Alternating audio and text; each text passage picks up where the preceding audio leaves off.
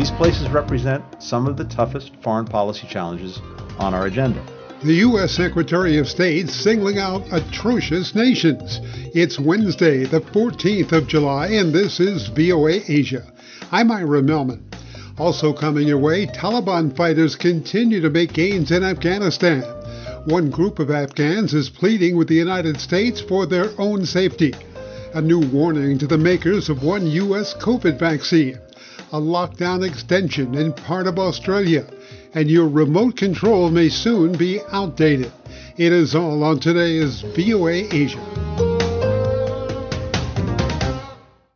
The U.S. State Department issued a supply chain business advisory related to China's Xinjiang province Tuesday, warning of potential risk related to forced labor and human rights abuses. The State Department said in a statement, given the severity and extent of these abuses, businesses and individuals that do not exit supply chains, ventures, and or investments connected to Xinjiang could run a high risk of violating U.S. law. That comes one day after Secretary of State Antony Blinken called out genocide and atrocities happening in 6 countries, including Burma, Ethiopia, China, and Syria. These places represent some of the toughest foreign policy challenges on our agenda, and we'll keep working toward resolutions that reflect our commitment to human rights and democratic values. We'll use all of the tools at our disposal, including diplomacy, foreign assistance, investigations and fact-finding missions, financial tools and engagements, reports like this one, which raise awareness and allow us to generate coordinated international pressure and response in a whole-of-government approach to preventing and mitigating atrocities around the globe. In January, Blinken affirmed that China was committing genocide and crimes against humanity against Uyghurs in the Xinjiang region. The State Department continues to restrict visas for Chinese officials believed to be responsible for detaining or abusing Muslim minorities. On Tuesday, China's foreign ministry described the report as the product of some sick people who want to give others a prescription. A spokesman said the report is just a piece of waste paper. The report slanders the Chinese government, he said, accusing it of committing genocide as the biggest lie of this century. Find out more about this story at voanews.com and our many digital platforms. These are some of the stories you'll find at voanews.com. Japan to send millions more vaccine doses to Taiwan and its Asian neighbors. Vietnam to mix doses of Pfizer, AstraZeneca, COVID-19 vaccines. China's export growth quickens as global vaccinations easing lockdowns lift demand. Myanmar's COVID crisis worsens as mistrust of junta infects health system. Japan warns of crisis over Taiwan, growing risk from U.S. and China rivalry. Expanded coverage of these stories and more are on Facebook at VOA Asia, Instagram, Twitter, and on the voanews.com website.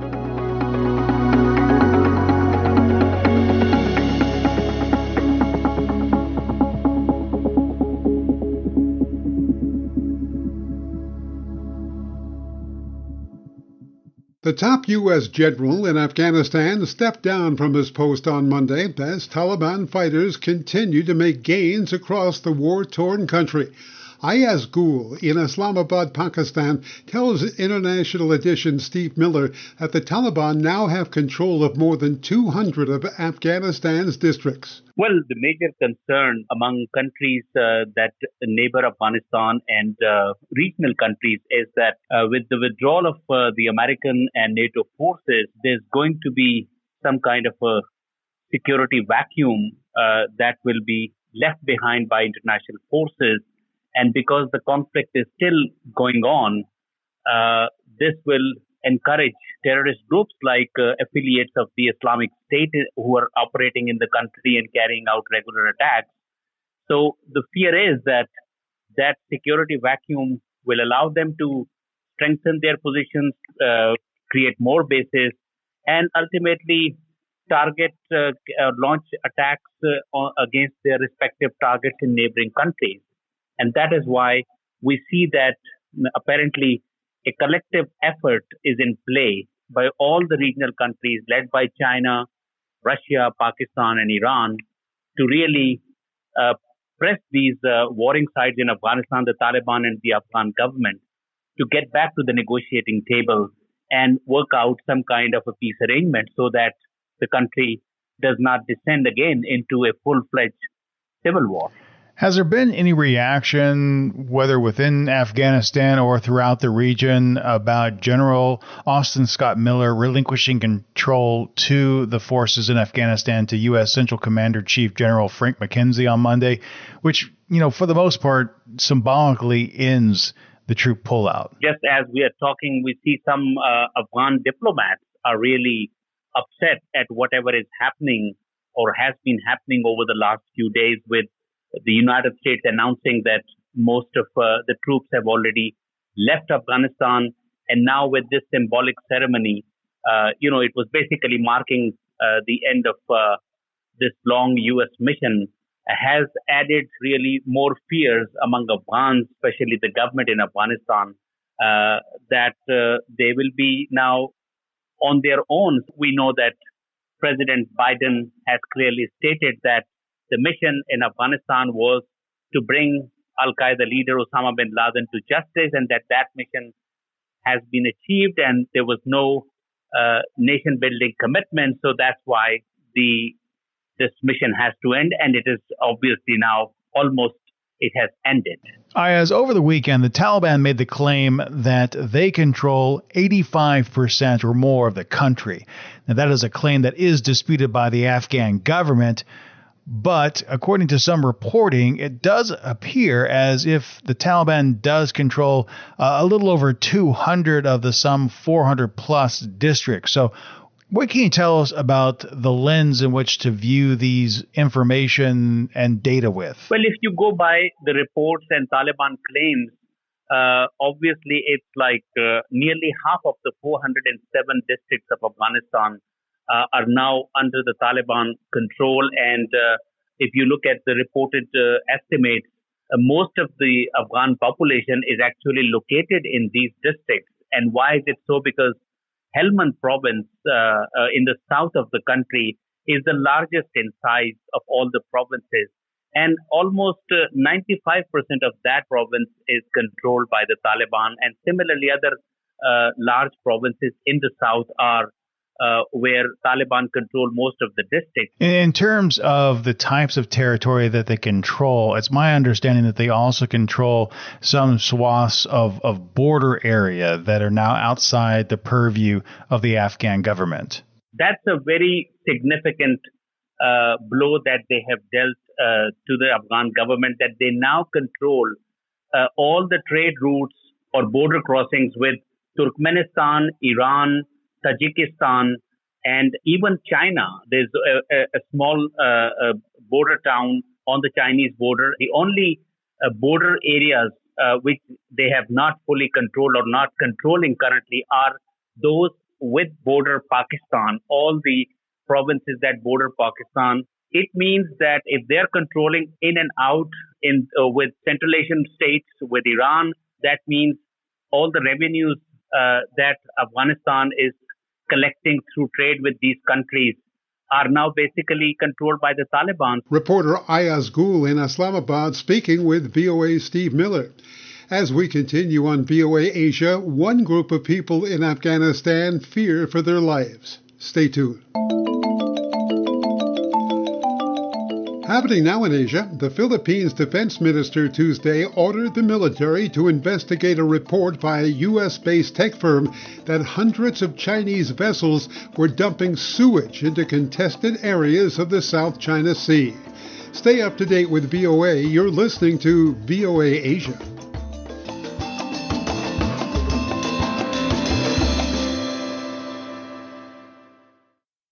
We are very happy you've chosen to join us on VOA Asia. Afghan interpreters were invaluable to American troops during 2 decades of war. Now that U.S. forces are pulling out, Afghans who aided Americans fear for their lives, as the U.S. government processes thousands of visa applications to allow them to emigrate. VOA's Carolyn Presutti has the exclusive story of 2 former interpreters who say they are in grave danger. Haji could be here, or he could be here, or here. He moves from city to city for safety from the Taliban. For 11 years, he worked as an interpreter for U.S. Special Forces, braving firefights across Afghanistan, as he told VOA via Skype. In Logar province, in Kabul, a lot of these places, Nuristan, Kunar, Nangarhar province. Haji, the name we use to protect his identity, has U.S. awards for his shrapnel wounds and for saving the lives of 2 Army captains. They saved me, I saved them, because we are teammates. In 2010, the Taliban kidnapped Haji's 9-year-old son because of his job and asked for ransom. They know I'm working with the American forces, and they are infidel, and you are also infidel because you are working with them and you providing all kind of help to them. The Afghan police rescued his son a few weeks later in a gun battle with his kidnappers. He says they killed an older son a few months ago. Now Haji is trying to save his own life after cell phone threats from the Taliban. They tell me they know my place, where I'm staying, and they were coming after me. Haji applied for a special immigrant visa, an SIV, more than 3 years ago. The embassy told him processing is delayed. President Biden said this about interpreters like Haji. There is a home for you in the United States, if you so choose, and we will stand with you just as you stood with us. But the process is so complicated. Ismail Khan came to the United States on an SIV 7 years ago. He was an interpreter alongside Haji, seen here on the right, whom he nicknamed GPS when he spoke to VOA on Skype. He knew where to go, what route to take, what would be the easiest, where are possible places for them to ambush us, to make sure that they are alert. He tried everything to make sure that his team survive and be successful. But Khan worries for his former colleague. They are after him. He's going to get killed if he doesn't get out. Those who helped the Americans often protest in Afghanistan for safe passage out. Since January, the Biden administration has approved 2,500 special visas for Afghans who assisted the military, and 1,000 like Khan have settled in the U.S. But there are many still there, including an interpreter we will call James. And they're about to take over. James has been denied the special visa because he cannot provide paperwork proof of his employment. It's really scary. It's really scary because brutal Taliban, they never forgive us. James told VOA that fears for his safety and that of his family keep him awake at night. And like Haji, he worries what will happen after the complete withdrawal of U.S. troops on August 31st. Carolyn Presutti, VOA News. VOA Asia is on Twitter. Follow us at VOA Asia for developing stories in Asia, perhaps close to you. Our Twitter feed also has updates on programs you can hear and see, with links to easily find them. VOA Asia Twitter, we're always online for you.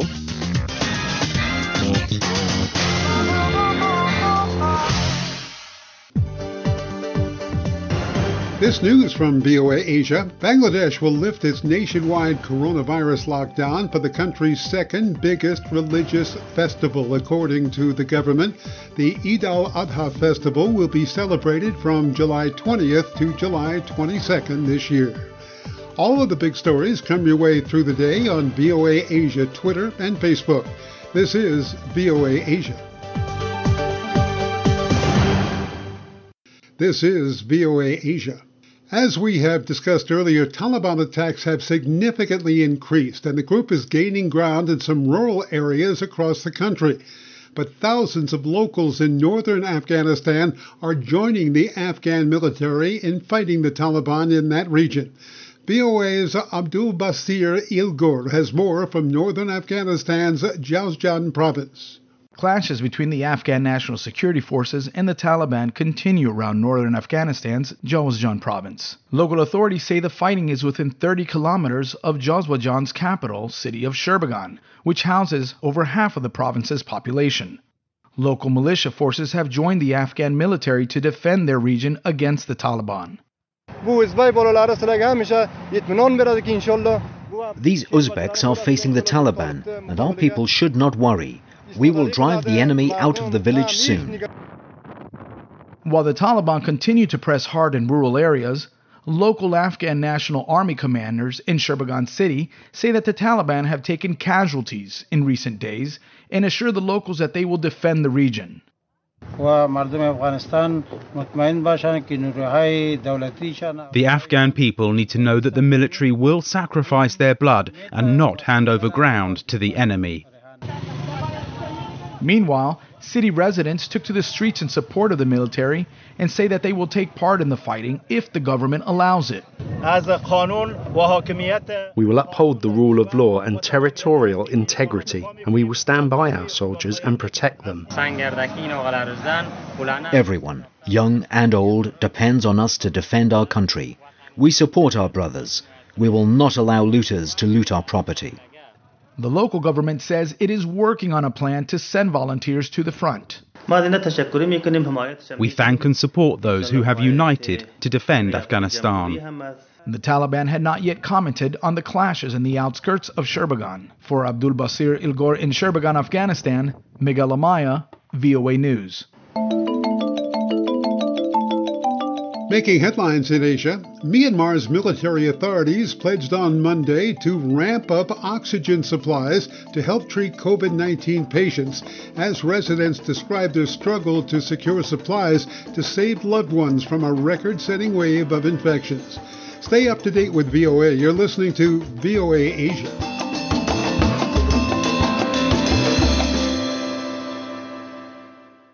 Now on VOA Asia, the U.S. Food and Drug Administration is adding a new warning to Johnson & Johnson's COVID-19 vaccine because of a link to a rare neurological condition. The Federal Oversight Agency issued a statement Monday saying it had received preliminary reports of 100 people who developed Guillain-Barré syndrome after receiving a single-shot vaccine. According to the FDA, Guillain-Barré syndrome occurs when the immune system damages nerve cells, causing muscle weakness and occasional paralysis. Between 3,000 and 6,000 people are diagnosed each year with the condition in the United States.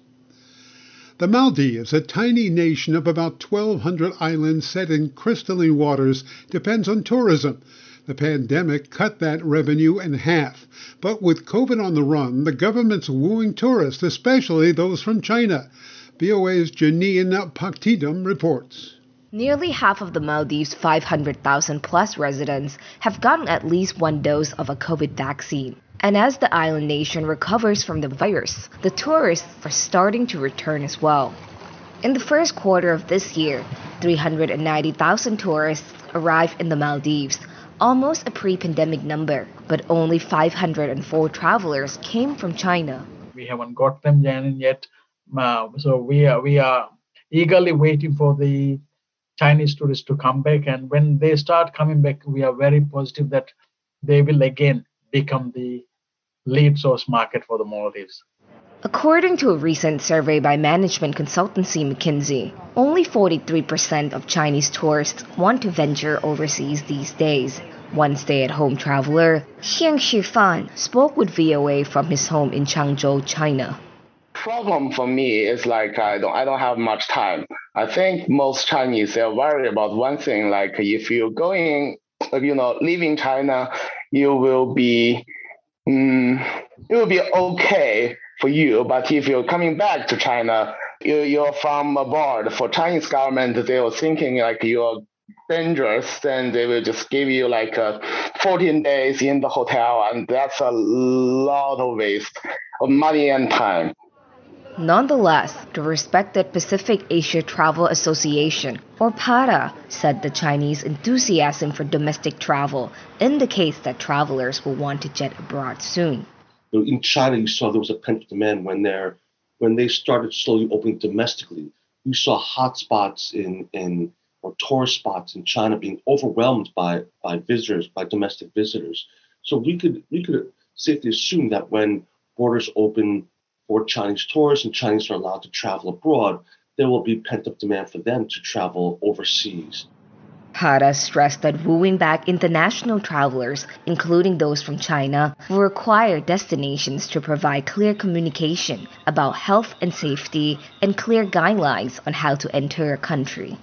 The organization added that the Maldives has a geographic advantage due to its islands, which means that outbreaks can be contained quickly if they were to happen. We look forward to welcoming the tourists and give them a longer stay for those who wish. The Maldives are now allowing tourists to start out with a 30-day visa and extend their stay up to 90 days. This is Janine Pakdidam, VOA News, New York. Australian government officials Tuesday announced added financial support for businesses and households as Sydney appears increasingly likely to enter a fourth week of lockdown due to coronavirus clusters. Prime Minister Scott Morrison said the Delta variant in Sydney, which is thought to be more contagious than the original virus, as well as other variants, had escalated the pandemic danger. What I'm announcing today is an upgrading of the Commonwealth Government's national response. So it is certainly our hope and ambition that we would not see lockdowns extending like we're seeing them here in New South Wales and other states and territories. But as I said, COVID-19 will set those rules. And so what we're saying is that when situations get like this, it is in the national interest that we ensure that a lockdown that is occurring here in New South Wales will be effective. It will be effective, and that Australians living here in New South Wales and across particularly the Greater Sydney area know that the sacrifices they're making will get the job done, and that we will support them through that. Help is here, and help is on the way as well. That's, I think, our key message. New South Wales State Premier Gladys Berejiklian said she would announce on Wednesday whether Sydney's population of 5 million would remain under lockdown beyond the 3-week mark on Friday. New South Wales State on Tuesday recorded 89 new infections in the latest 24-hour period, including 21 who had been infected in the community. In the future, keyboards and remote controls may be replaced with a more direct way for humans to interact with machines. Hand gestures. VOA's Elizabeth Lee has more. Typing, swiping, and even clicking may soon be obsolete. They are already being replaced by voice-activated commands. Call Mama Work. Calling Mama Work.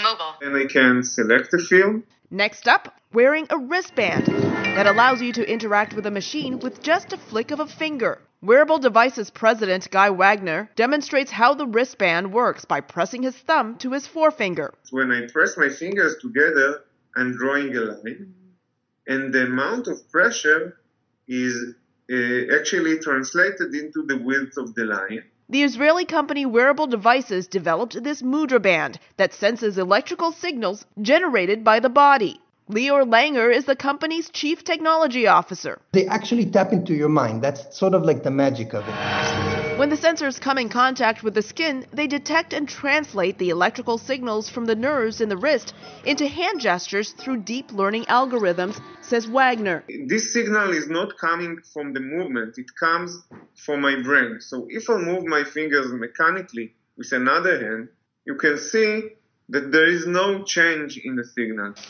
From answering phones when it's inconvenient to touch a screen, to taking selfies and playing games. Wearable Devices is not the only company working on this type of technology. In 2019, the head of Facebook Reality Labs announced acquiring the company Control Labs, which developed a similar wristband for reportedly more than $500 million.